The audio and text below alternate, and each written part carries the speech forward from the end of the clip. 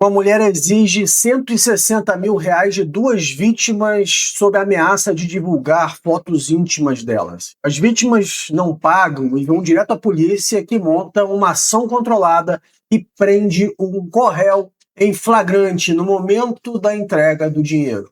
Esse crime de extorsão ficou consumado ou ficou na tentativa? Cuidado com essa armadilha. Quase todo candidato se lembra da súmula 96 do STJ e lembra também que a extorsão é um crime formal que dispensa a vantagem econômica, considerado mero exaurimento do tipo penal. E foi exatamente essa tese que o Ministério Público sustentou nesse caso, e foi ela também que a terceira sessão do STJ rejeitou por unanimidade, no informativo 895.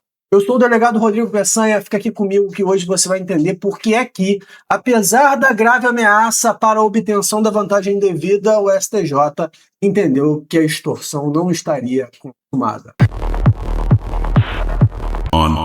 O julgado que a gente vai analisar hoje é um embargo de divergência no agravo em recurso especial, foi relatado pelo ministro Ribeiro Dantas e julgado pela terceira sessão do STJ em 10 de junho de 2020. Bem recente. Olha, a história é a seguinte: a embargante Marina tinha sido condenada em primeira e em segunda instâncias por extorsão consumada. Ela exigiu R$ 160 mil das vítimas sob ameaça, a grave ameaça de divulgar imagens íntimas dessas pessoas, mas as vítimas não se submeteram. Procuraram imediatamente a polícia e a polícia estruturou então uma ação controlada e terminou com a prisão em flagrante de um co-réu, o Adriano, no momento em que ele aguardava o recebimento da vantagem econômica indevida.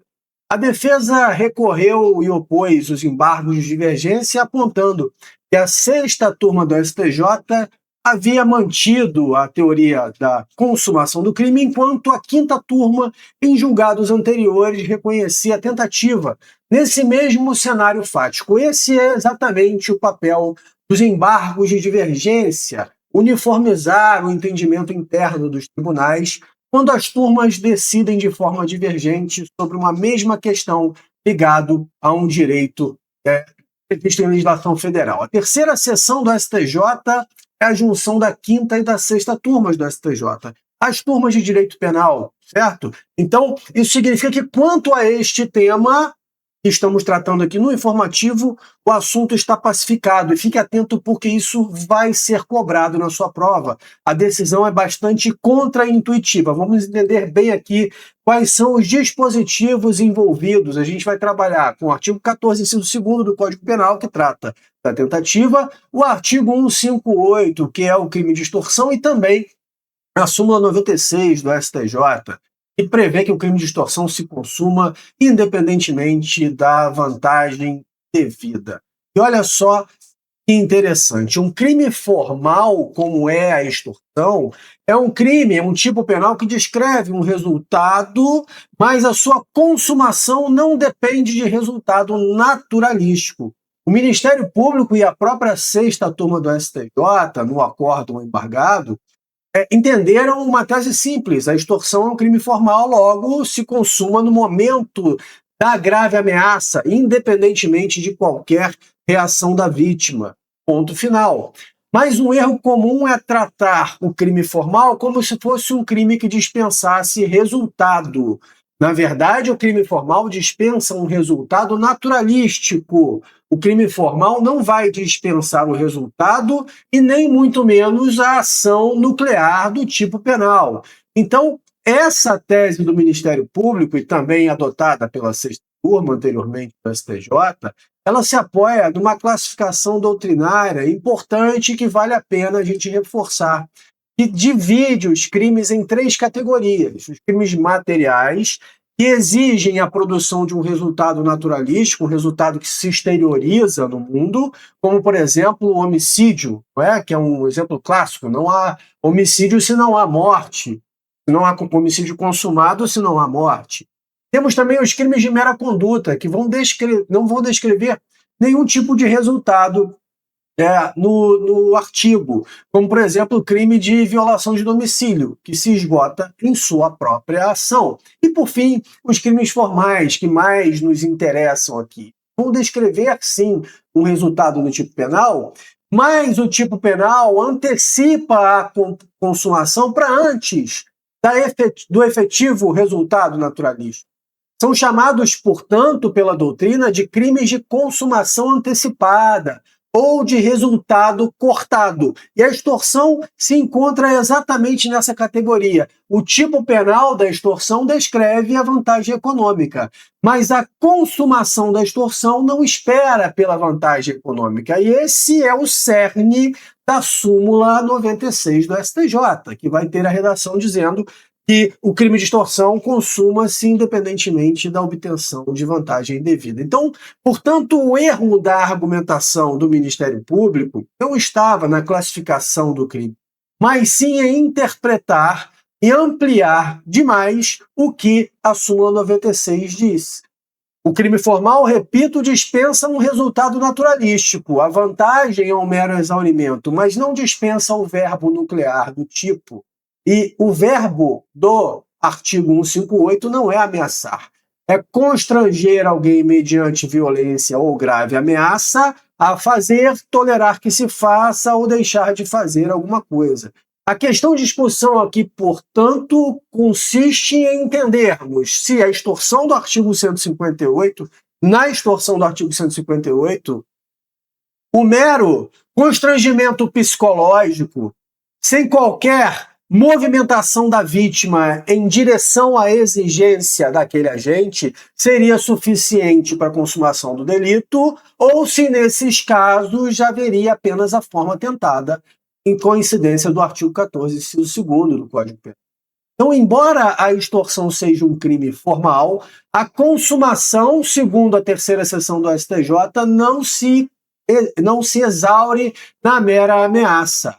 O artigo 158 do Código Penal, disse a terceira seção, e é isso que eu quero que você anote, porque é isso que vai cair na sua prova, que o constrangimento dirigido a fazer, tolerar que se faça ou deixar de fazer alguma coisa, só acontece se houver comportamento da vítima. Portanto, o comportamento da vítima integra o núcleo do tipo penal. Perceberam? Anotem isso.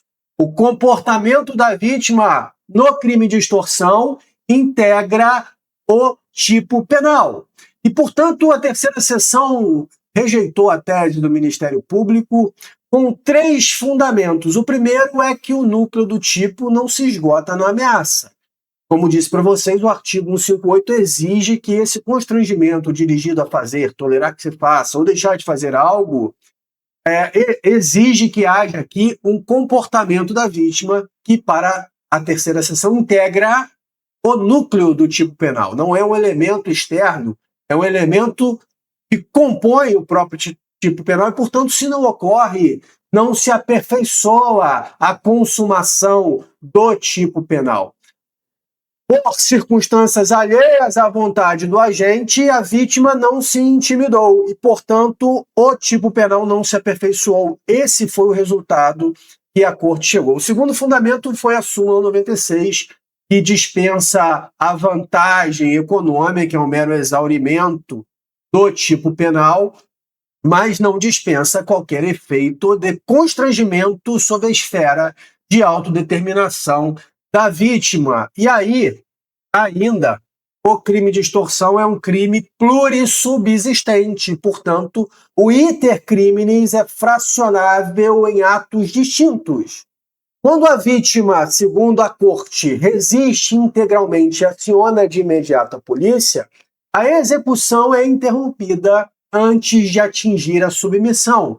E por isso, caímos lá no 14, inciso 2º, caímos diretamente na tentativa. Se você está gostando aí desse vídeo, está achando interessante, se você já sabia dessas coisas, clica aí no like, deixa seu comentário, segue o canal e lembrem-se, aí está para vocês as teses que o STJ fixou, as 3, a consumação do crime de extorsão, embora formal, exige a submissão da vítima à vontade do agente, mediante um comportamento de fazer, tolerar que se faça ou deixar de fazer algo, não se bastando com a mera ameaça.